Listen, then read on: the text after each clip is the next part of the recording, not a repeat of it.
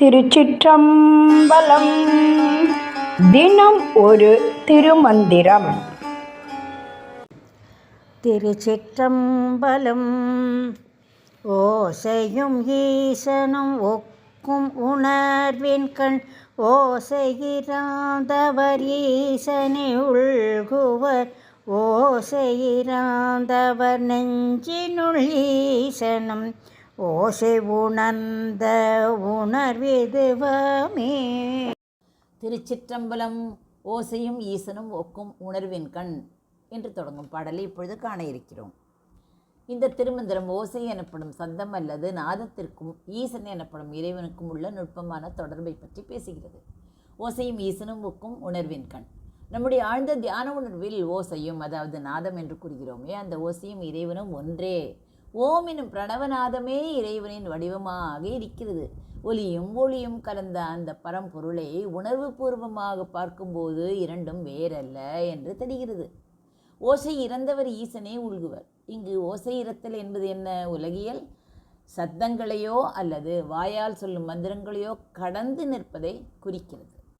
மனதிற்குள் எழும் எண்ண அலைகளின் சத்தம் அடங்கும் போது, அதாவது மௌன நிலையில் இருப்பவர்கள் மட்டுமே இறைவனை தங்களுக்குள் காண முடியும்.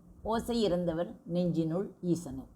யார் ஒருவர் புறச்சத்தங்களையும் மனதின் ஆரவாரங்களையும் அடக்கி மௌனத்தை அடைகிறாரோ அவருடைய இதய கமலத்தில் இறைவன் நிலையை பெற்று அமர்கிறான் என்ற கருத்தை தெரிவிக்கிறது. ஓசை உணர்வது, அதாவது ஓசை உணர்ந்த உணர்வதுவாமே. அந்த பரம மௌனத்தில் எழும் உயிர்ப்பின் ஓசையை, அதாவது நாதத்தை யார் உணர்கிறார்களோ அவர்களுக்கு அந்த உணர்வே இறைவனாக தோன்றும்.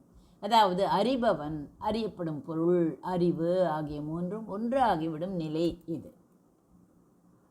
சித்தர் இலக்கியங்களில் மௌனத்தின் வலிமை பற்றி பல கதைகள் உண்டு. ஒரு முறை சீடர்கள் சிலர் குருவிடம் சென்று இறைவனை எப்படி அடைவது என்று கேட்டார்கள். குரு பதிலையே சொல்லாமல் அமைதியாக அமர்ந்திருந்தார். சீடர்கள் மீண்டும் மீண்டும் கேட்க குரு எழுந்து ஒரு கல்லை எடுத்து தண்ணீரில் போட்டார்.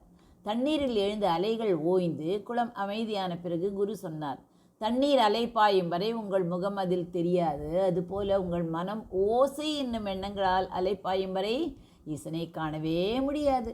ஓசை அடங்கினால் உண்மை தெரியும் என்று கூறினார். திருமூலர் சொல்லும் செய்தி என்ன? நாம் இறைவனை புறத்தே தேடி அலைகிறோம். ஆனால் திருமூலர் பேசாமை அல்லது மௌனம் என்பதை ஒரு பெரும் தவமாக கருதுகிறார். மந்திரங்களை வாயால் சொல்வதை விட அந்த மந்திரத்தின் உட்பொருளை மனதால் உணர்ந்து பின் மனதையும் கடந்து மௌனமாக இருப்பதே ஈசனை அடையும் வழி. சத்தம் இருக்கும் இடத்தில் உலகம் தெரியும், சத்தம் அடங்கும் இடத்தில் ஈசன் தெரிவான். ஓசையும் ஈசனும் ஒக்கும் உணர்வின் கண். ஓசை இறந்தவர் ஈசனை உள்குவர், ஓசை இறந்தவர் நெஞ்சினுள் ஈசனும் ஓசை உணர்ந்த உணர்வதுவாமே. நன்றி, வணக்கம். உமா பாலசுப்ரமணியன்.